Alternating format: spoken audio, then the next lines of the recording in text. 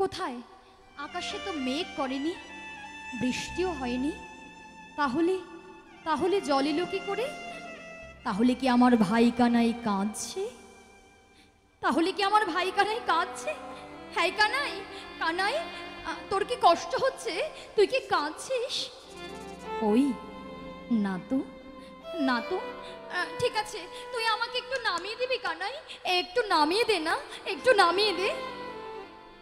যেই নামিয়ে দিয়েছে অমনি দেখে ভগবানের নয়নে জল। ভগবানের নয়নে জল দেখে সুদামা আমার গোবিন্দকে বক্ষ মাঝে জড়িয়ে ধরেছে। জড়িয়ে ধরে কেঁদে কেঁদে বলছে, কানাই তুই হলি রাজার ছেলে, রাজহালে যে থাকে সে কি এত কষ্ট সহ্য করতে পারে? তুই এমন খেলা কেন খেললি ভাই? এই জগতে আমরা সব কিছু সইতে পারি, কিন্তু কখনো তোর নয়নে জলে সইতে পারি না। বল না কানাই, যে খেলায় তোকে কষ্ট পেতে হবে সেই খেলা তো আমরা তোকে করতে দেব না। চল চল আমরা ফিরে যাই। এই কথা বলে আবার কৃষ্ণকে নিয়ে ফিরে গেলেন। যেই কৃষ্ণকে নিয়ে ফিরে গেলেন এমন ভাবে আনন্দে দিন কাটে। একদিন কংস সেই মথুরা থেকে অক্রূরকে রথ সহ পাঠিয়ে দিলেন কৃষ্ণ আর বলরামকে নিয়ে যাওয়ার জন্য। যেই রথ পাঠিয়েছে কৃষ্ণ বলরাম চলে গেলেন, আর বৃন্দাবনে হাহাকার পড়ে গেল যে বৃন্দাবন ছেড়ে বৃন্দাবনের কানাই চলে গিয়েছে। সুদামা তো খুব ভালোবাসে কানাইকে। ভাই কানাই চলে যাওয়ার পরে সুদামা আর সইতে পারে না। পথে ঘাটে শুধু খুঁজে বেড়ায় কানাইকে, আর কানাই কানাই বলে ডাকে আর কাঁদে। কানাই কোথায় চলে গেলি কানাই? আমি যে তোকে বড় ভালোবাসি, তুই আমাদের সকলকে ছেড়ে তুই এমন ভাবে চলে যেতে পারলি, আমি কি করে বাঁচবো কানাই? একবার দেখা দে, একবার দেখা দে কানাই। সুদামার বাবা মোটুকমণি দেখছি আমার ছেলেটা ভাই কানাই করে পাগল হয়ে গেল। আমার ছেলেটার ঘরে যেতে পারে না, তাহলে ওকে কি করতে হবে? তাহলে ওকে ভাই কানাইয়ের কাছে দিয়ে আসতে হবে। কিন্তু ব্রজেন্দ্রনন্দন শ্রীকৃষ্ণ মথুরায় গিয়ে কংসকে বধ করার পরে সে কিন্তু পুনরায় আর বৃন্দাবনে ফিরে আসেনি বাবা। পুনরায় বৃন্দাবনে ফিরে আসেনি। তাহলে কোথায় গেছে জানো? বৃন্দাবনে নাই কৃষ্ণ, মথুরাতে নাই। বৃন্দাবনে নাই কৃষ্ণ, মথুরাতে নাই। বৃন্দাবনে নাই কৃষ্ণ, মথুরাতে নাই। বৃন্দাবনে নাই কৃষ্ণ, মথুরাতে নাই। মথুরাতে নাই কৃষ্ণ, দ্বারকাতে নাই। মথুরাতে নাই কৃষ্ণ, দ্বারকাতে নাই। মথুরাতে নাই কৃষ্ণ, দ্বারকাতে নাই। দ্বারকাতে নাই কৃষ্ণ, দ্বারকাতে নাই। বৃন্দাবনে নাই, মথুরায় নাই, দ্বারকায় নাই। তাহলে কোথায় আছে?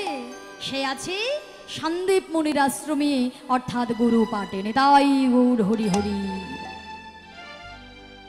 তাহলে চিন্তা করে দেখুন তো বাবা, যিনি হচ্ছে অনাদির আদি গোবিন্দ, সর্বস্ব কারণের কারণম, যার নয়নের ইশারা ছাড়া জগতের একটি বৃক্ষের পাতাও নড়ে না, বিশ্বব্রহ্মাণ্ডের মালিক হয়ে তিনি গিয়েছেন গুরু পাটে। তা আপনারা কি গুরুদেবের দীক্ষা শিক্ষা গ্রহণ করেছেন? হ্যাঁ, গুরুদেবের চরণে আশ্রয় নিয়েছেন? কারা কারা নিয়েছেন একটু হাত তুলুন তো। বেশ। আর যারা যারা হাত তোলেননি তাদের সময় হয়নি। হ্যাঁ, সময় হয়নি গো। যতদিন পর্যন্ত আপনি গুরুদেবের সান্নিধ্যে না যেতে পারবেন, ভগবান তো কিছুই গ্রহণ করবে না বাবা। ভগবানের চরণে তুমি যতটুকুই নিবেদন করো না কেন, যতদিন পর্যন্ত গুরুদেবের কাছে তুমি না যাবে ততদিন কিন্তু ভগবানের কৃপা পাওয়া যাবে না। কেননা আমরা প্রত্যেকটা কলির যে আমরা কিন্তু সকলে অন্ধকারে আছি বাবা। এই অন্ধকার পথ থেকে যিনি আলোর পথে নিয়ে যেতে পারেন, যিনি সন্ধান দিতে পারেন, তিনি হচ্ছেন গুরুদেব। গুরুদেব ছাড়া কখনো কিন্তু আপনি গৌর গোবিন্দের কৃপা লাভ করতে পারবেন না। আর ভগবান প্রত্যেকটা যুগে যুগে এসে গুরুদেবের চরণে আশ্রয় নিয়ে এটাও কিন্তু জীব শিক্ষা দিয়েছেন যে গুরু গোবিন্দ চরণ গৌর গোবিন্দের চরণ পাবার জন্য অবশ্যই গুরুদেবের চরণ ধরতে হবে। এর জন্যই তো বলে কৃষ্ণ রুষ্ট হলে গুরু রাখিবারে পারে, রাখিবারে পারে, গুরু রুষ্ট হলে কৃষ্ণ হলে কৃষ্ণ রাখিবারে না রে, রাখিবারে না রে। জয় গৌর হরি বল। তাহলে ভাবুন তো বাবা, গুরুদেবের কৃপা ছাড়া কি কিছু সম্ভব? গুরুদেবে যখন আপনাকে আলোর পথে নিয়ে যাবে, একটু একটু করে বুঝিয়ে দেবে যে তুমি কোন আচরণের মধ্য দিয়ে, কোন ভাবে, কোন পথে চললে ভগবানের কৃপা পাবে। এই যে আমাদের এই হৃদয় মন্দিরে ভগবান কোথায় থাকে বলুন বাবা? কোথায় থাকে ভগবান? বৃন্দাবনে? বৃন্দাবনে থাকে? নবদ্বীপে থাকে? পুরীধামে? কোথায় থাকে? হৃদয় বৃন্দাবনে, তাই তো? শাস্ত্র বলছে কৃষ্ণ নাম, এই যে আমি বললাম কৃষ্ণ, কৃষ্ণ বলার সঙ্গে সঙ্গে কৃষ্ণটা তোমরা শুনতে পেলে তো? কৃষ্ণ নামটা কোথা দিয়ে শুনলাম? এই শ্রবণেন্দ্রিয় থেকে, তাই তো? কান থেকে। তা শাস্ত্র বলছে কৃষ্ণ নাম তুমি যতবার শুনবে, কৃষ্ণ এই কান থেকে তোমার এই হৃদয়ে পৌঁছাবে। আচ্ছা বলুন, হৃদয়ে যে পৌঁছালো আপনারা অনুভব করতে পারলেন? পেরেছেন? পারেননি। আমিও পারিনি। কেন পারিনি? কেননা আমাদের হৃদয় মন্দিরটা অন্ধকারাচ্ছন্ন, জন্ম জন্মান্তরের পাপযুক্ত কাদামাটিতে লেপন হয়ে আছে। এই যে এত হিংসা, মারামারি, হানাহানি, কাটাকাটি সবই কিছু হচ্ছে, তাই না? সবই কিছু জাতিতে জাতিতে, সম্প্রদায়ে সম্প্রদায়ে, সবই কিছু হিংসায় জর্জরিত হৃদয়। ক্ষমা করতে জানি না আমরা। আমরা একটা চরের বদলে আমরা তাকে ক্ষমা করতে জানি না, সে ক্ষমা চাইলেও ক্ষমা করতে জানি না। মারের বদলে আমরা প্রতিশোধের আগুন জ্বলে ওঠে, মারের বদলে আমরা মার দিই। একটা কেউ কথা বললে আমরা তাকে 10টা কথা শোনানোর জন্য দ্বিধাবোধ করি না, করি? কি করে হবে হৃদয়টা পরিষ্কার? ভগবান কোথাও থাকে না, ভগবান থাকে হৃদয় বৃন্দাবনে। যার হৃদয়টা অপবিত্র থাকে, অন্ধকারাচ্ছন্ন থাকে, ভগবান কিভাবে থাকবে সেই হৃদয় বৃন্দাবনে? ভগবান লুকিয়ে বসে আছে, কিন্তু ওপরটা ওই যে প্রলেপ দেওয়া আছে, আমরা ভগবানকে দেখতে পাচ্ছি না। ভগবান জানতেন আমার এই জগৎ জীব সবে কিছু করবে, কিন্তু আমার এই জগৎ জীব তার এই হৃদয় বৃন্দাবনের মনের ময়লাটা তারা দূর করে তারা বুঝতে পারবে না যে আমি হৃদয় বৃন্দাবনে বসে আছি। যেমন একটা ছোট্ট দৃষ্টান্ত দিয়ে দেখুন বাবা, এক শেঠজি তার ব্যাগে 5 লক্ষ টাকা নিয়ে শিয়ালদা থেকে একটা স্টেশনে টিকিট কেটে, শিয়ালদা স্টেশন থেকে একটা টিকিট কেটে দিল্লির উদ্দেশ্যে রওনা দিয়েছে, ব্যাগে তার 5 লক্ষ টাকা। এবার এক চোর, চোরের স্বভাব কি? চুরি করা, তাই তো? চোর যদি জানে ওর পকেটে টাকা আছে, তার হাতটা এমনি এমনি খসখস করবে। যার যেটা স্বভাব, যার যেটা কর্ম, সে সেটা করবে। তা চোর জানতে পেরেছে ওই শেঠজির ব্যাগে 5 লক্ষ টাকা আছে। তাই চোরটা কি করেছে মা, সেও শিয়ালদা থেকে একটা দিল্লির টিকিট কেটে সে ওই ট্রেনে উঠে গিয়ে বসেছে ওই শেঠজির পাশে। হরিবল হরিবল। যেই পাশে বসে, ও এ বাবা বাঁশি বাজিও না, এই যে বাজিও না শোনা, এই যে যার মা একটু বাঁশিটা নিয়ে নিন। ও তো বাচ্চা, বলুন, ও তো বুঝবে না। রাধেশ্যাম, হরিবল হরিবল। এবার চোর যেই পাশের সিটে বসেছে না বাবা, একটু মন দিয়ে শুনতে হবে, না হলে বোঝা যাবে না, কেমন? এবার চোর যেই পাশের সিটে বসেছে, বারে বারে শেঠজির দিকে তাকাচ্ছে। এবার শেঠজি তার চোখ মুখ দেখে বুঝতে পেরে গিয়েছে এই বেটার মতলব মোটেও ভালো নয়। এবার কি করেছে শেঠজি, ব্যাগটারও চেপে ধরে বসে আছে। আর চোরও মনে মনে ভাবছে, শেঠজি কতক্ষণ তুমি ব্যাগটাকে আগলে বসে থাকবে? শিয়ালদা থেকে দিল্লির পথ অনেক, তুমি কতক্ষণ থাকবে? কোনো না কোনো সময় তুমি বাইরে যাবে, তাই তো একভাবে বসে থাকা যায় সারাদিন সারা রাত? তাহলে কোনো না কোনো সময় তুমি বাইরে যাবে, সেই সুযোগে আমি আমার কাজ করে চলে যাব। কিন্তু বাবা শেঠজি এত চতুর, ওই যে ব্যাগটা চেপে ধরে বসলেন, একেবারে নড়ছেও না চড়ছেও না, একেবারে বসে আছে। চোর বেটা মনে মনে ভাবছে সর্বনাশ, দেখতে দেখতে এতটা কষ্ট করে আমরা চলে এলাম কোথায়, দিল্লির কাছাকাছি প্রায়, এখনো পর্যন্ত শেঠজি উঠলো না, কিন্তু আমি তো আর বসতে পারছি না, আমার একেবারে পা দুটো ধরে গেল, কোমরটা, না না আমি আর বসতে পারছি না, আমি বরং এক কাজ করি, আমি একটু বাইরে থেকে ঘুরে আসি। যে একটু ট্রেনে একটু পাইচারি করবে বলে উঠে গিয়েছে, আর শেঠজি সেই সুযোগে তার টাকাটা ব্যাগ থেকে খুলে অন্য জায়গায় লুকিয়ে রেখে দিয়েছে। হরি বল হরি বল। এবার যেই চোরটা ফিরে এসে আবার বসেছে, শেঠজি বলছে, এই ভাই, আয় ভাই, বলছি এই যে আমার এই ব্যাগটা একটু ধরবে গো। হ্যাঁ, চোর মনে মনে ভাবছে, ও শেঠজি, আমি তো এটারই সুযোগ খুঁজছিলাম যে তুমি কখন বাইরে যাবে, আর সেই সুযোগে তোমার ব্যাগটা থেকে আর কি বলি, হ্যাঁ হ্যাঁ নিশ্চয়ই বাবু, আমি নিশ্চয়ই দেখবো, দিন দিন। একেবারে শেঠজি দিয়ে দিয়েছে, আর চোরও একেবারে যত্ন করে নিয়ে নিয়েছে।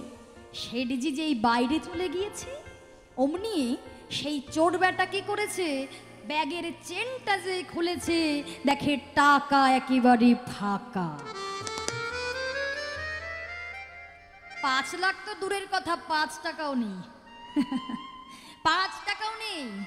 চিন্তা করছে সর্বনাশ, কোথায় গেল টাকা, যত ব্যাগের চেন আছে সব খুলে ফেলেছে, সব তন্ন তন্ন করে চিরুনি তল্লাশি, সিটের ওপরে খুঁজছে, সিটের নিচে খুঁজছে, সব জায়গায় একেবারে খুঁজেছে, কিন্তু কোথাও টাকা খুঁজে পায়নি।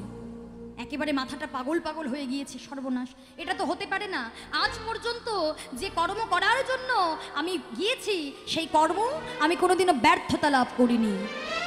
প্রত্যেক দিন আমি চুরি করে বাড়িতে গিয়েছি, আজকে কি আমি সফলতা পাবো না? সফলতা না পেলেও আমি জেনেই ছাড়বো টাকাগুলো কোথায় আছে। তা শেঠজি যেই এসেছে, দাও ভাই দাও, যেই ব্যাগটা দিয়ে বলছে, শেঠজি একটা কথা বলবো। বলো ভাই। বলছি যে একটা কথা না বলে থাকতে পারছি না, এরপরে হয়তো আপনি আমাকে জেলে দিয়ে দিতে পারেন, মানুষের হাতে তুলে দিতে পারেন, কিন্তু শেঠজি আপনার কাছে বলি, আমি না মোটেও ভালো মানুষ নই, আমি মোটেও ভালো মানুষ নই, আমি হলাম একজন চোর। আমার কাছে খবর ছিল আপনার ব্যাগে 5 লক্ষ টাকা আছে, কিন্তু আমি যখন ব্যাগটা খুঁজলাম আমি 1 টাকাও পেলাম না, কিন্তু আমার কাছে পাক্কা খবর আছে আপনার ব্যাগে 5 লক্ষ টাকা আছে। বলুন না শেঠজি, টাকাগুলো আপনি কোথায় রেখেছেন? খেপেছো নাকি ভাই? আমি বলি আর তুমি আমার সেই সুযোগে, না না শেঠজি, আমি চুরি করি, আমি যেটা চুরি করতে পারিনি সেই টাকায় আমি আর হাত দেব না, কিন্তু এটা আমার মনের জানার ইচ্ছা যে যে কাজ করতে গিয়ে কোনোদিন আমি ব্যর্থতা লাভ করিনি, আজকে আপনি কোথায় টাকাগুলো রাখলেন যে আমি খুঁজে পেলাম না। বেশ, তুমি যখন বলছো আমি তোমাকে বলছি, শোনো ভাই, তুমি যখন শিয়ালদা স্টেশন থেকে আমার পাশের সিটে এসে বসলে, যখন আমার মুখে চাইছিলে তুমি, তখন আমি তোমার মুখ চোখ দেখে বুঝে গিয়েছিলাম তোমার মতলব সুবিধার নয়, তোমার মতলব ভালো নয়। তা তুমি যেমন ভাবছিলে আমি কখন বাইরে যাব, আমিও ভাবছিলাম তুমি কখন বাইরে যাবে, নিতাই গৌর হরি বল। তাহলে তুমি ভাবছিলে আমি কখন বাইরে যাব, আর আমি ভাবছিলাম তুমি কখন বাইরে যাবে। যখন তুমি বাইরে গেলে আমি কি করলাম, আমার ব্যাগ থেকে টাকাগুলো নিয়ে আমি তোমার ব্যাগে নিয়ে রেখে দিলাম, নিতাই গৌর হরি হরি। আমার ব্যাগ থেকে টাকাগুলো নিয়ে তোমার ব্যাগে রেখে দিলাম, কেন? আমি নিশ্চিত জানতাম তুমি সব জায়গায় খুঁজবে, কিন্তু তুমি তোমার ব্যাগ কখনো খুঁজবে না। কেউ খোঁজে? চুরি করতে গিয়ে চোর নিজের ব্যাগ কখনো খোঁজে? আর আমি তোমার ব্যাগে যখন টাকা রাখতে গেলাম, দেখলাম তোমার ব্যাগে 9টি তালি দেওয়া আছে। 9টি তালি দেওয়া আমাদের কোন ব্যাগ জানেন বাবা? আমাদের দেহ ব্যাগ। 9টি তালি অর্থাৎ এই যে 2টো চক্ষু, 2টো নাকের ছিদ্র, 2টো কানের ছিদ্র, কান, একটি মুখ, একটা পায়ু আর একটা উপস্থ, এটা হচ্ছে 9টি তালিযুক্ত আমাদের দেহ ব্যাগ। ভগবান জানতেন আমরা সর্বত্র ভগবানকে পাগলের মতো খুঁজবো, ছুটে বেড়াবো, কিন্তু নিজের হৃদয় বৃন্দাবনে যেখানে ভগবান নিজে বসে থাকে আমরা কখনো ভগবানকে খুঁজবো না। হরি বল, হরি বল। ওই যে বিশ্বকবি রবীন্দ্রনাথ ঠাকুর বললেন না, আমার হিয়ার মাঝে লুকিয়েছিলে, দেখতে আমি পাইনি তোমায়, দেখতে আমি পাইনি।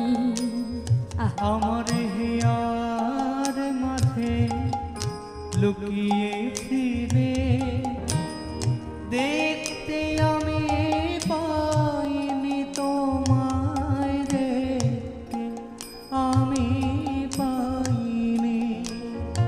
আমার হিয়ার মাঝে লুকিয়েছিলে, দেখতে আমি পাইনি তোমায়, দেখতে আমি পাইনি।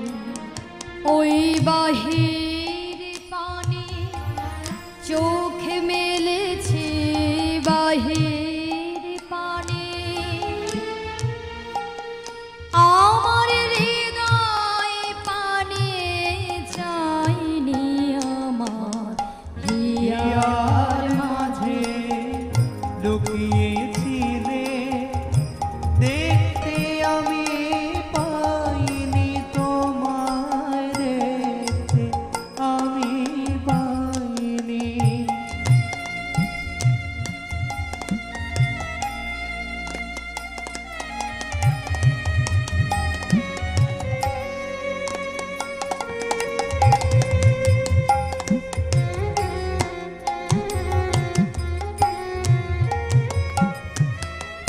আমার সকল ভালোবাসা, সকল আঘাত, সকল আশায়, আমার সকল ভালোবাসা, সকল আঘাত, সকল আশায় তুমি ছিলে আমার কাছে, তুমি ছিলে। আমি তোমার কাছে যাইনি, আমার হিয়ার মাঝে লুকিয়েছিলে, দেখতে আমি পাইনি তোমায়, দেখতে আমি পাইনি।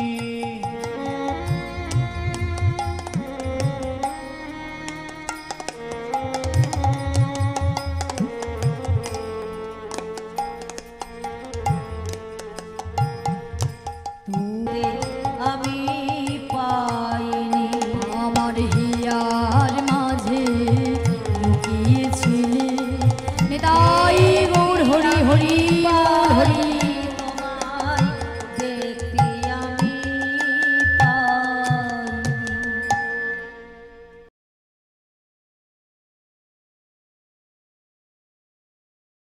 তাহলে ভেবে দেখুন বাবা, ভগবান থাকে হৃদয় মন্দিরে, কিন্তু আমরা সবে কিছু সব জায়গায় ছুটে যাচ্ছি, কিন্তু নিজের হৃদয় মন্দিরটা পরিষ্কার করার চেষ্টাও করছি না, হৃদয় মন্দিরটাকেও খুঁজছি না।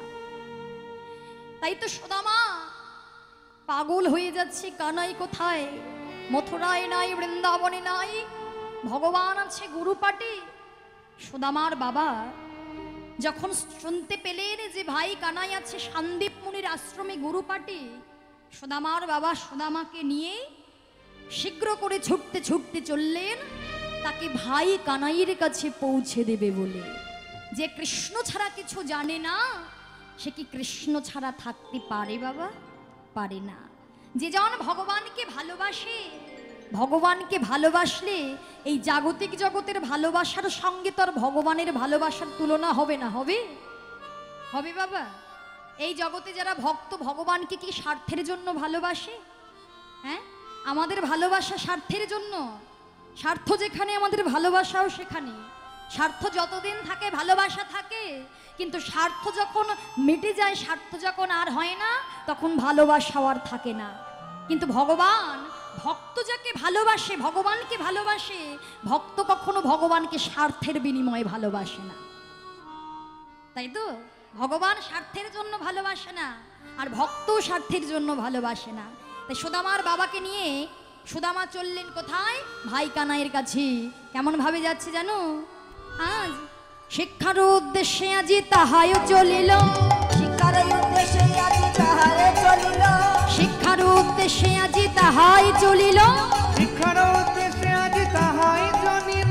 বহুদিন পরে ভাই কানাইরে দেখিল, অতিথি পরে ভাই কানাইয়ে পাইল, আনন্দ ধরে না, আনন্দ ধরে না, তার আনন্দ ধরে না, আনন্দ ধরে না। ভাই কানাইকে কাছে পেয়ে আনন্দ ধরে না, ভাই কানাইকে কাছে পেয়ে আনন্দ ধরে না। বহুদিন পরে কাছে পেয়ে আনন্দ ধরে না, দিন পরে কাছে সবাই প্রেমানন্দে হরি বলে, দিন পরে কাছে হরি পেয়ে, আনন্দে হরি বলো, দিন পরে কাছে পেয়ে, আনন্দে হরি বলো, বহুদিন পরে কাছে পেয়ে, আনন্দে হরি বলো, বহুদিন পরে কাছে পেয়ে। আনন্দ ধরে না। হরি বল, হরি বল, হরি বল। ভাই কানাইকে কাছে পেয়ে আনন্দ ধরছে না, একেবারে ছুটে গিয়ে ভাই কানাইকে জড়িয়ে ধরলেন। জড়িয়ে ধরে কৃষ্ণও কাঁদছে, সুদামাও কাঁদছে। বহুদিন পরে দেখা হয়েছে তো, মন থেকে যে ভালোবাসে, বহুদিন পরে দেখতে পেয়েছে, অবস্থাটা কেমন হবে ভাবুন মা। হ্যাঁ, একেবারে কাঁদছে। এবার যখন গুরুদেব এসেছে বলছে, এই সব চুপ কর, চুপ কর, চুপ কর। গুরুদেব এসে বলছে, আচ্ছা শুনলাম আমার এখানে পাঠশালাতে 3 জন ছাত্র নাকি নতুন এসেছে, একটু হাত তোলো তো। আরেকজন কই? বেশ, আচ্ছা বলো তোমার নাম কি? তুমি সুদামা। আর তোমার নাম কি? বাবা কৃষ্ণ। আর তোমার নাম কি? বলরাম। বলরাম। বেশ, আচ্ছা সুদামা কি শিখবে? বেদ অধ্যয়ন করবে। আর কৃষ্ণ কি করবে? রাজনীতি করবে। বাবা, কেন গো? কৃষ্ণ বলছে রাজনীতি করবো, ওটাই ভালো চলছে এখন, এটাই করব। বেশ ঠিক আছে। আর বলরাম কি করবে? ধনুর্বিদ্যা। ধনুর্বিদ্যা। বাহ। এবার গুরু পাঠে সবাই শিক্ষা অর্জন করার জন্য গিয়েছে, এমন ভাবে দিন যায়। একদিন গুরুমা ডেকে ডেকে সুদামকে বলছে, এই সুদামা শোনো বাবা, এদিকে শোনো। গুরুদেব গুরু পাঠে এসেছো, শিক্ষা তো অর্জন করবে, কিন্তু শুধু শিক্ষা না, কর্ম করতে হবে, মানে কাজ করতে হবে। কি কাজ করব গুরুমা? রান্নাঘরে কাঠ শেষ হয়ে গিয়েছে, যাও গিয়ে কাঠ নিয়ে এসো, কৃষ্ণকে সঙ্গে নিয়ে যাও। আর 2টো ভেজানো ছোলা দিলাম, যখন খিদে পাবে ওই ছোলা তুমি অর্ধেকটা খাবে, আর কৃষ্ণকে অর্ধেকটা দেবে। বেশি কেন দেব? না, বেশি দেওয়া যাবে না, অর্ধেক অর্ধেক। হ্যাঁ, সুদামা বেঁধে নিয়েছে ছোলা। এবার এই বলে আনন্দিত মনে কৃষ্ণ আর সুদামারে পাঠাইল বনে, কৃষ্ণ আর সুদামারে পাঠাইল বনে, কৃষ্ণ আর সুদামারে পাঠাইল বনে, কৃষ্ণ আর সুদামারে পাঠাইল বনে। কাঁটা নিতে চলে তারা আনন্দিত মনে, কাঁটা নিতে চলে তারা আনন্দিত মনে, কাঁটা নিতে চলে তারা আনন্দিত মনে, আনন্দ ধরে না, আনন্দ ধরে না, তাদের আনন্দ ধরে না, আনন্দ ধরে না। ভাই কানাইকে কাছে পেয়ে আনন্দ ধরে না, ভাই কানাইকে কাছে পেয়ে আনন্দ ধরে না, কাঁটা নিতে তাদের কাছে পেয়ে আনন্দ ধরে না, ওগো কাঁটা নিতে চলে তারা আনন্দিত মনে। কাঁটা নিতে চলে তারা আনন্দিত মনে। হেন কালে যাহা হইল ঝড়ে ভয়ঙ্কর, চারিদিকে ভরিল সে ঘন অন্ধকার।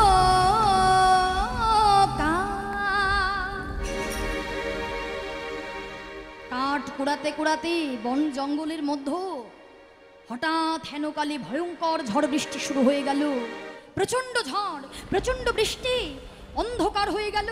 সুদামা ডাকলেন, কানাই। কানাই ডাকতে লাগলেন, সুদামা। দুজনে দুজনকে ডাকছে। ডাক শুনে যে ছুটে আসছে সুদামা, সুদামা দেখতে পেলেন একটা মোটা কাঠ, গাছের ডাল ভাই কানাইয়ের কাঁধে পড়বে। ঝড় বৃষ্টি হচ্ছে তো, এবার ঝড়ের সময় কত গাছপালা ভেঙে পড়ে। একটা মোটা গাছের ডাল কৃষ্ণের কাঁধে পড়বে। সুদামা ছুটে গিয়ে একেবারে ভাই কানাইকে জড়িয়ে ধরেছে, আর সেই মোটা গাছের ডালটা পড়ল সুদামার কাঁধে। যেই কাঁধে পড়েছে সুদামার, কৃষ্ণ কেঁদে কেঁদে বলে, সুদামা তুই আমাকে এত ভালোবাসিস, এতই ভালোবাসিস যে আমার যেখানে ব্যথা পাওয়ার কথা ছিল, তুই আমাকে জড়িয়ে ধরে যে গাছের ডালটা পড়তো আমার কাঁধে, সেটা তুই কাঁধ বাড়িয়ে নিলি তুই তোর কাঁধে। এত ভালোবাসা! হ্যাঁ ভাই, আমি আমার প্রাণীর থেকেও তোকে বড় ভালোবাসি। আর যারা প্রাণীর থেকেও ভগবানকে বেশি ভালোবাসে, ভগবান কি স্থির থাকে গো? যে ভালোবাসে তাকে আরো বারে বারে পরীক্ষা করে দেখতে চায়, ভক্ত আমায় আরো কত ভালোবাসে। হরি বল, হরি বল। তার পরীক্ষা করাটা কি গো? যে করে আমার আশ, আমি করি তার সর্বনাশ, তথাপি যদি সে না ছাড়ে আমার পাশ, আমি হই তার দাসানুদাস। এইভাবে যখন ঝড় বৃষ্টির মধ্যে দিন কাটছে, সময়টা অতিবাহিত হচ্ছে, গাছের ডালের উপরে বসেছে, ওপরে বসেছে সুদামা, নিচের ডালে বসেছে কৃষ্ণ। এইবার সুদামার যখন খিদে পেয়েছে, সুদামা কি করলেন, আঁচলটা খুলে একটা একটা করে ছোলা খাচ্ছে, আর ঠক ঠক ঠক ঠক করে কাঁপছে, অর্থাৎ বৃষ্টিতে ভিজে গিয়েছে তো, একটা একটা করে ছোলা খাচ্ছে, আর একটা একটা করে ছোলা নিচে পড়ে যাচ্ছে, কাঁপছে। আর পড়ছে তো পড়ছে, ওই কৃষ্ণের চোখের সামনে দিয়ে পড়ছে। কৃষ্ণ মনে মনে ভাবলে, কি এটা কেন হবে? গুরুমা বলেছিল আমাদের দুজনকে সমানভাবে ছোলা ভাগ করে খেতে, আর সুদামা আমাকে না দিয়ে খেয়ে নিচ্ছে, এটা তো অন্যায়। তখন আর বললেন না, কিছুক্ষণ পরে বলছে, বন্ধু বলছি আমার যে বড় খিদে পেয়েছে, আমাকে আমাকে দুটো ছোলা দে না রে। সুদামা ভেবেছিল যখন নিচে নামবে তখন দেবে, কিন্তু সে তো জানে না সব পড়ে গিয়েছে। বলছে, দাঁড়া বন্ধু, আমি দিচ্ছি। এই বলে যখন আঁচলটা খুলেছে, দেখে একটা ছোলাও নেই, সব নিচে পড়ে গেছে। সর্বনাশ! এইবার কি হবে? এইবার কি হবে? আমি কানাইকে কি বলবো? জানিস কানাই, মিথ্যে বলতে লাগলেন কানাই। যখন আমরা কাঠ কুড়াচ্ছিলাম, কাঠ কুড়াতে কুড়াতে কখন যে নিজের অজান্তে ওই ছোলাগুলো পড়ে গিয়েছে, আমি দেখতেও পারিনি কানাই। যেই বলেছে, কৃষ্ণ মনে মনে ভাবছে, ও তুই আমাকে মিথ্যে বললি, তুই আমায় মিথ্যে বললি। এই যে তুই আমায় মিথ্যে বললি, তুই কি জানিস এর জন্য তোর কি সাজা হবে? নেতাই গৌর হরি হরি বল। মিথ্যে বলাও তো পাপ। আমরা জ্ঞানত অজ্ঞানত কর্ম করতে করতে আমরা পাপ কর্ম করে চলেছি, তাই তো বাবা? হ্যাঁ, শুধু মিথ্যে বলা তা না, অন্যায় অপরাধও করে চলেছি ভগবানের চরণে, করছি না? আমরা হয়তো কর্ম করে ভাবি এটাতে আমার অপরাধ হলো না, এটাতে আমার অন্যায় হলো না, কিন্তু আমরা কিন্তু নিজেরাও জানি না কোনটা ঠিক আর কোনটা বেঠিক। কর্ম করার দরকার করছি, অপরকে নিন্দা করার দরকার করছি, আমি ভাবছি পেছনে পেছনে বলছি, তার মানে আমি কিছু করছি না, ওটাও এক রকমের পাপ। তা অনেকে আবার বলি, কর্ম করছো করো, যদি ভুল হয়ে যায়, দেখবেন কোনো সন্তান যদি ভুল করে বাবা, তা মায়ের কাছে যখন এসে বলে না, মা বলে, বাবা রে তুই তো না জেনে বুঝে ভুল করেছিস, তা না জেনে বুঝে ভুল করলে না কোনো অপরাধ হবে না। কি মা বলেন না?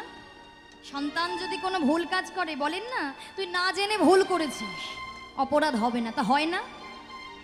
বলছে তুমি জেনে বুঝে ভুল করলেও সেটা ভুল, আর না জেনে ভুল করলেও সেটা কিন্তু ভুল বাবা। দেখবেন যদি আমরা আগুনে জেনে বুঝে হাত দেই, তা হাতটা পুড়ে যাবে, তাই তো? আগুনে যদি জেনে বুঝে হাত দিই, হাতটা পুড়ে যাবে। আর যদি না জেনে হাত দিই, ধরুন আমি জানি না আমার পেছনে আগুন আছে, তা আমার হাতটা যদি গিয়ে পড়ে আগুনে, হাতটা কি আমার পুড়বে না? তা আমি তো না জেনে হাত দিয়েছি, কেন পুড়বে? অর্থাৎ যেটার যা কাজ সেটা সে কিন্তু করবেই বাবা। সেটা তুমি সঠিকভাবেই চলো বা বেঠিকভাবেই চলো, কর্ম তো কর্ম, কর্মের ফল ভগবানকে পর্যন্ত পেতে হয়েছে। কর্ম যদি করা হয়, স্বয়ং ভগবান এই যে বারে বারে তিনি নেমে এসেছেন, শ্রীকৃষ্ণ অবতার রূপেও নেমে এসেছিলেন, ভগবানকে কি চলে যেতে হয়নি বাবা? কি গো জানেন তো চলে যেতে হয়েছিল, ভগবান কৃষ্ণকে জরাব্যাধের হাতে প্রাণ গিয়েছিল। কি হলো, কথা কেন? হরি বল। তাহলে ভগবান কিন্তু কর্ম থেকে রেহাই পায়নি। ভগবান কেন? ভীষ্ম, গঙ্গার পুত্র ভীষ্ম, চিন্তা করে দেখুন তো বাবা, মা গঙ্গা এত পবিত্র, যে মা গঙ্গায় আমরা স্নান যদি করি, আমাদের দেহের যদি পাপ থাকে সব প্রকার পাপ তাপ দূর হয়ে যায়, তাই না? তাহলে গঙ্গার যে পুত্র সে কি পবিত্র নয়? বিশ্বদেব, যার এত বিচক্ষণ ছিল, বুদ্ধি ছিল, তাহলে সে যে কর্ম করেছিল তার থেকে সে রেহাই পেয়েছে, মুক্তি পেয়েছে। কুরুক্ষেত্রের যুদ্ধের পরে ভীষ্মের অঙ্গে যে মোটা মোটা তীর বাধা প্রাপ্ত হয়ে পড়েছিল আমরা সকলে জানি, জানি না? ওমা কথা বলবেন না, উফ কি হয়েছে, কি হয়েছে, গরম লাগছে?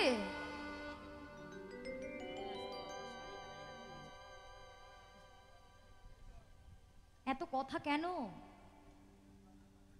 হরি বল।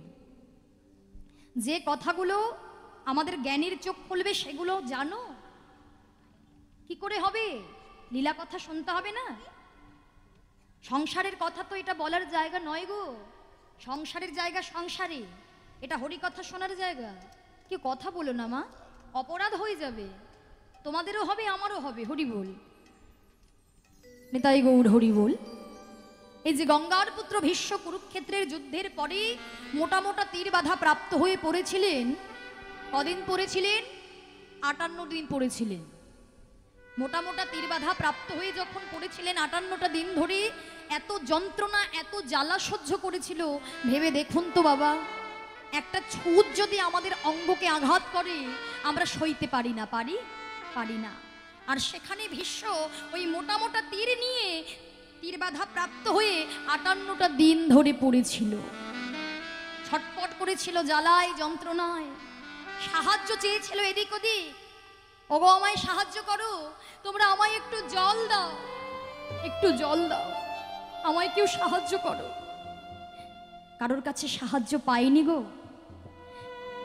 ভগবানকে কেঁদে কেঁদে বলেছিল, এমন ভাবে মাথাটা নেড়ে নেড়ে, প্রভু গো আমি এই জ্বালা আর সইতে পারছি না, এই যন্ত্রণা আমি আর সইতে পারছি না।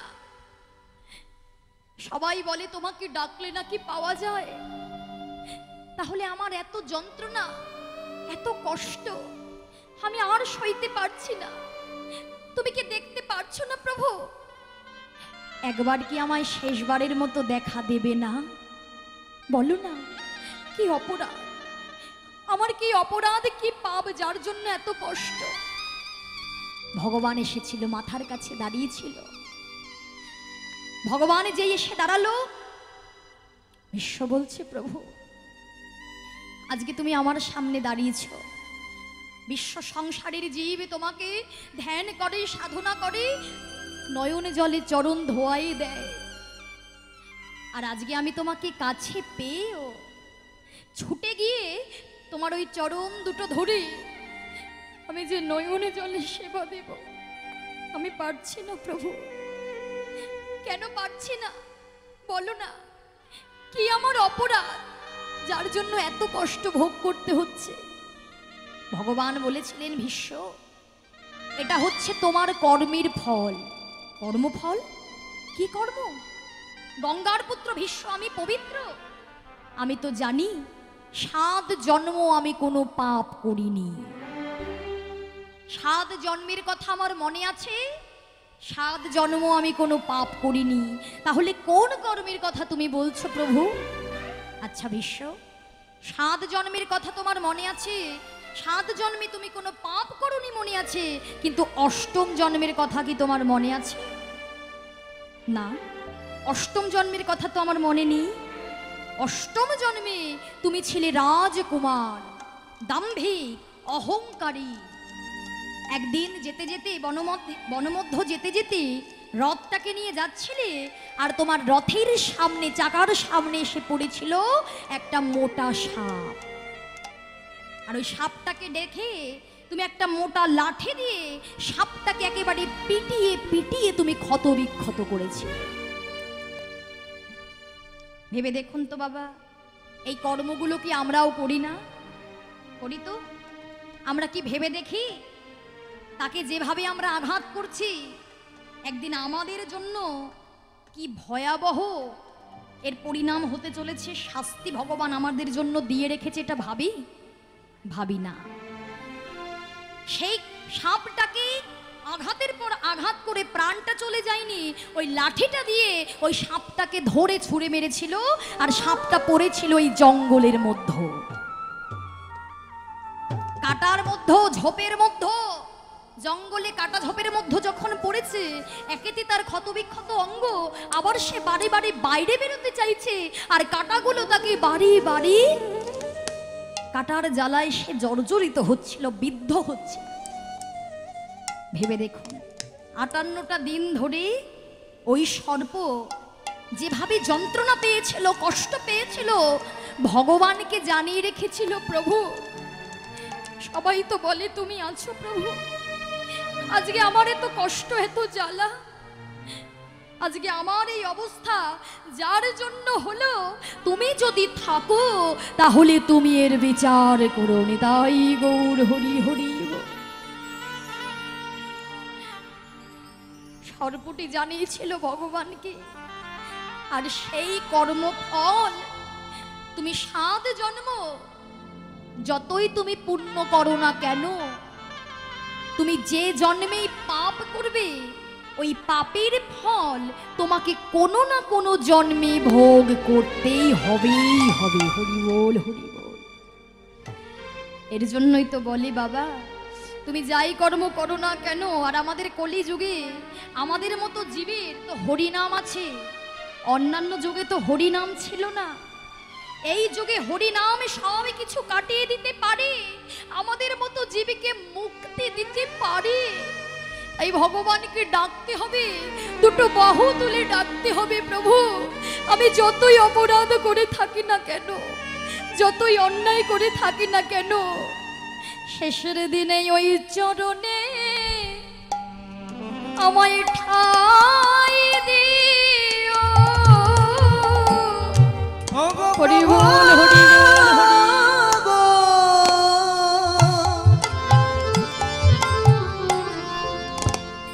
শেষের দিনে ওই চরণে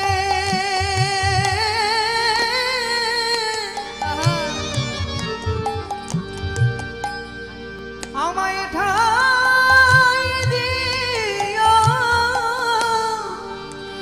ওই চরণে ছেড়ে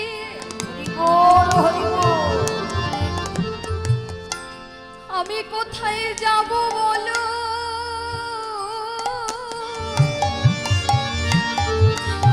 তোমার ওই চরণে একটু ঠাই দিও। তোমার চরণে ছেড়ে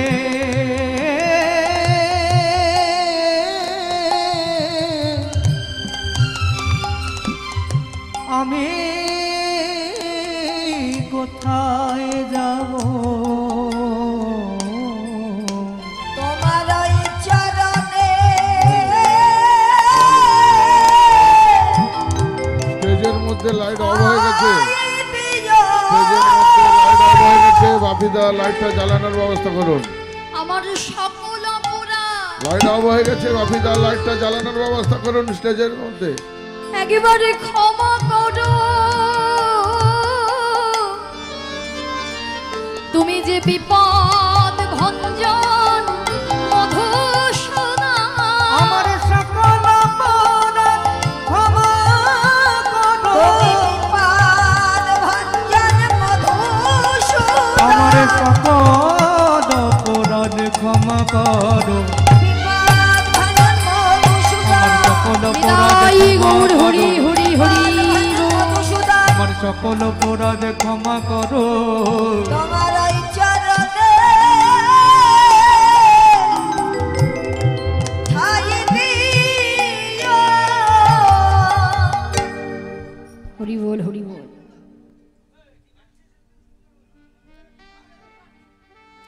রাধেশ্যাম, এর জন্যই বাবা যত কর্মই করেন না কেন ভগবানের চরণ দুটো আঁকড়ে ধরবেন, ভগবানের নাম জপ করবেন, স্মরণ করবেন।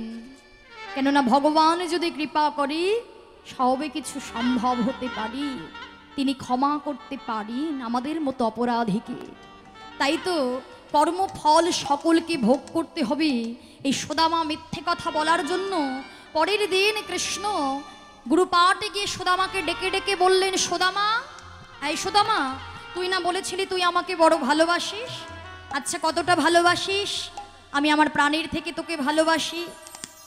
আচ্ছা বেশ, ওই যে গুরুমা নাড়ু তৈরি করে রেখেছে ওখান থেকে দুটো নাড়ু আমায় এনে দিতে পারবি? কেন পারবো না? এখনই গুরুমার কাছে যাব, গুরুমার কাছে নাড়ু চাইবো, সে যখনই আমায় দেবে আমি তোকে দিয়ে দেব। দাঁড়া, আমি যাচ্ছি। না না, ওভাবে নয়, ওভাবে গেলে হবে না। তাহলে কিভাবে যেতে হবে? তোকে না বলে আনতে হবে, তোকে চুরি করতে হবে। চুরি? না না, আমি চুরি করতে পারবো না। আমি চুরি বিদ্যা শিখিনি ভাই, আমি চুরি করতে পারবো না। গুরুদেব বলে, যারা বেদ অধ্যয়ন করে তারা কখনো মিথ্যে কথা বলে না। তাহলে আমি পারবো না কানাই। দাঁড়া না, আমি গুরুমাকে বলি। গুরুমা, ও তাহলে তুই আমায় এই ভালোবাসিস? এই তোর বন্ধুত্ব? এই নাকি প্রাণের থেকে বড় ভালোবাসিস, যেখানে দুটো নাড়ু আমায় এনে দিতে পারবি না? কানাই, অমন বলিস না কানাই।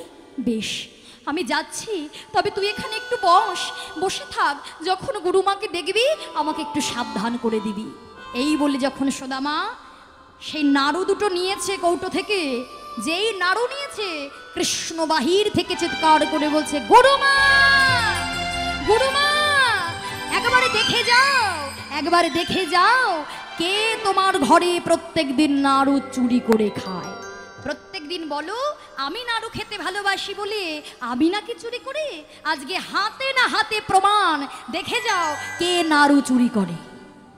যেই বলেছে সুদামা ঠক ঠক করে কাঁপতে কাঁপতে এসেছে। এসে কানাইকে বলে, কানাই, তুই আমার নেমে চোর অপবাদ দিলি? তুই তো সব কিছু জানিস, তোর জন্য আমি গিয়েছিলাম। বেশ, আজকে গুরু পাটি তুই যখন আমাকে চোর অপবাদ দিলি, আমার মা বলে তুই নাকি ভগবান, তোর কাছে যে যা চায় তুই নাকি সব তাকে দিস। কিন্তু আজকে আমি কথা দিলাম, আজ থেকে আমার যত অভাব, দুঃখ, যন্ত্রণা, কষ্ট আসুক না কেন, আমি যদি অভাবে মরে যাই, দারিদ্রতার অন্ধকারেও মরে যাই, আমি তোর কাছে কোনো দিনও কিছুই চাইব না। নিতাই গৌর হরি হরি। ভগবান কৃষ্ণ বললেন, বেশ, আর তুই যতদিন না চাইবি আমিও তোকে কোনো দিনও কিছুই দেব না। হরি বল, হরি।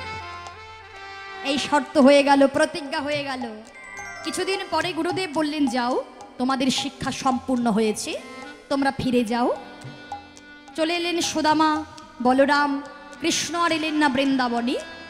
দ্বারকায় গিয়ে বিবাহের বয়স হয়েছে, রুক্মিণী সত্যভামাকে বিবাহ করে দ্বারকার রাজা হলেন, সিংহাসনে বসলেন। আর এদিকে সুদামারও বিবাহের বয়স হয়েছে।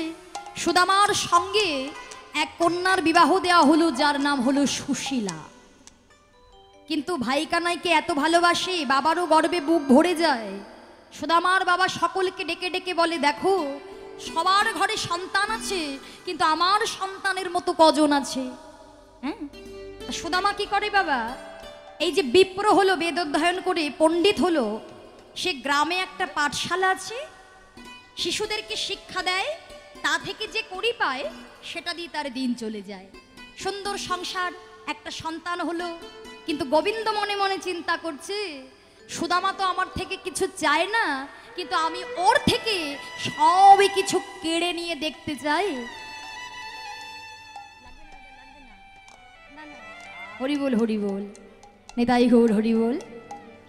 তাহলে আমি সবই কিছু কেড়ে নিয়ে দেখতে চাই, ও আমার কাছে কতদিন না চেয়ে থাকবে? ও এমনভাবে গোবিন্দ পরীক্ষা করতে লাগলেন। কিছুদিন পরে দেখা গেল সুদামার মাতা পিতা দুজনেই মারা গেলেন। হরি বল হরি বল। কেমনভাবে পরীক্ষা করছে দেখো। মাতা পিতা মারা যাওয়ার পরে সুদামার চলে ওই যে পাঠশালা থেকে যা করি পায় দিন চলে যায়, ওই পাঠশালাও কিছুদিন পরে বন্ধ হয়ে গেল। পাঠশালা বন্ধ হয়ে গেল আর সুদামার কাঁধে এলো ভিক্ষার ঝুলি। সুদামা ভিক্ষা করে দাঁড়ে দাঁড়িয়ে। তা ভিক্ষা যখন করে কোনোদিন ভিক্ষা পায়, কোনোদিন ভিক্ষা পায় না। কেননা একজন যদি সবার দাঁড়ে দাঁড়ে যায় কেউ ভিক্ষা দেবে গো বাবা? একজন যদি রোজ প্রত্যেকের দাঁড়ে দাঁড়ে যায় দেয় ভিক্ষা? কি গো আপনারা ভিক্ষা দেন? দেন না? ভিক্ষা তো দিতে হয় গো। কেননা যদি কোনো ভক্ত আসে, বৈষ্ণব আসে, আমরা যদি তাকে কিছু দান করতে পারি এটা আমাদের কোটি জন্মের স্বীকৃতি। স্বীকৃতি থাকলে বাড়িতে বৈষ্ণব আসে, স্বীকৃতি থাকলে ভক্তের চরণ ধুলি পড়ে। যেমন এই যে এই বাড়ির দাদা বসে আছেন, ইনি যে আয়োজন করেছেন এনার ফল কিন্তু বিফল হবে না, হবে। এই জগতে দেখবেন আমরা কম বেশি যতটুকু ভক্ত হতে পেরেছি, প্রত্যেক ভক্তের একটা সুপ্ত বাসনা থাকে। এই জগতে অর্থ অনেকে উপার্জন করে, কিন্তু অর্থ তার যে সৎ কাজে লাগবে এটা কি সবাই কি সৎ কাজে লাগায়? অনেকে ভাবে এই যে অর্থ আমি রোজগার করছি, আমি ব্যাংক ব্যালেন্স করব, আমি জমিয়ে রাখবো, আমার পরবর্তী প্রজন্ম যারা আছে বসে বসে দিন কাটবে, বসে বসে রাজহালে বড় হবে, তাই তো? আবার ভক্ত কি ভাবে না আমি যতটুকু উপার্জন করছি আমি যদি কিছুটা গোবিন্দের সেবায় দান করতে পারি, কেন? এই জগতে সে আমাদের যতটুকু দিয়েছে তবেই আমরা পেয়েছি, তাই তো বাবা? কি গো তাই নয়? দেখবেন অনেকে বলি, সন্তানকে বলি না এই বাবা তোর কি দরকার বল আমি দেব, বলি তো? এই যে বলে ফেললাম আমি দেব, এই যে আমি, এটা হলো অহংকারের কথা। যদি কেউ বলে বাবা তোমার যা যা দরকার তিনি তোমাকে দেবেন, এটা হচ্ছে ভক্তি। ভক্তির আর এক নাম ভালোবাসা। কেমন? যদি বলো আমি দেব ওটা হচ্ছে অহংকার, আর যদি বলো তিনি দেবেন এটাই হচ্ছে ভক্তি। আর ভক্তি ছাড়া ভগবানকে পাওয়া যায় না, তাই তো? ভক্তি ছাড়া গোবিন্দ মেলে, ভক্তি ছাড়া নন্দলালাকে পাওয়া যায় না। তাই সুদামার কাছ থেকে সব কেড়ে নিতে লাগলেন। আর এদিকে সুদামার যত পৈতৃক সম্পত্তি ছিল সব এক এক করে চলে গেল। সুদামা সার করলো সন্তান আর সুশীলাকে নিয়ে ওই গাছতলায়। নিতাই গৌর হরি হরি বল। এই যে গাছতলায় যে সার করলো, ঢালাই রাস্তার উপরে টোটো ভ্যান যিনি রেখেছেন অনুগ্রহ করে সরিয়ে দিন। ওখানে একটা গ্যারেজ রয়েছে, যেখানে দিদি ভাইয়ের গাড়ি রয়েছে, ওখানে গ্যারেজ করা হয়েছে, ওইখানে আপনারা দয়া করে রেখে দিন। গাড়ি যাচ্ছে, ইঞ্জিন ভ্যান যেতে পারছে না, রাস্তা জ্যাম হয়ে গেছে। বেশ, হরি বল হরি বল। সন্তানকে নিয়ে দিন কাটায়, মাথার উপর দিয়ে ঝড় বৃষ্টি চলে যায়, কিন্তু মুখ থেকে কখনো কৃষ্ণ নাম চলে যায় না। কিন্তু আমরা যদি একটু কষ্ট পাই, একটু দুঃখ পাই, আমরা কি করি? ভগবানের কাছে গিয়ে বলি আমি তোমাকে এত ভালোবাসলাম আর তার বিনিময়ে তুমি সবে কিছু কেড়ে নিলে। হ্যাঁ, আমরা ভগবানকে অভিযোগ করি, কিন্তু সুদামা এত কষ্ট পায় ভগবানকে কখনো সে কেউ কখনো অভিযোগ করতে জানে না। সদা সর্বক্ষণ শুধু কানাই কানাই কানাই বলে ডাকে, কানাই কানাই বলে কাঁদে। একদিন তার স্ত্রী সুশীলা বলছে, স্বামী শুনেছি তোমার বন্ধু নাকি রাজা, সে নাকি ভগবান, তুমি তার কাছ থেকে কিছু চেয়ে আনতে পারো না? না, তুমি ও কথা বলো না সুশীলা, আমি বন্ধুকে কথা দিয়েছিলাম আমি তার কাছে কোনোদিনও কিছু চাইব না। বেশ, যদি চাইতে না পারো, যাকে তুমি এত ভালোবাসো তাকে কি তোমার দেখতে ইচ্ছে হয় না? নিশ্চয় ইচ্ছে হয়। তা যাকে দেখতে ইচ্ছে হয় তুমি তাকে কেন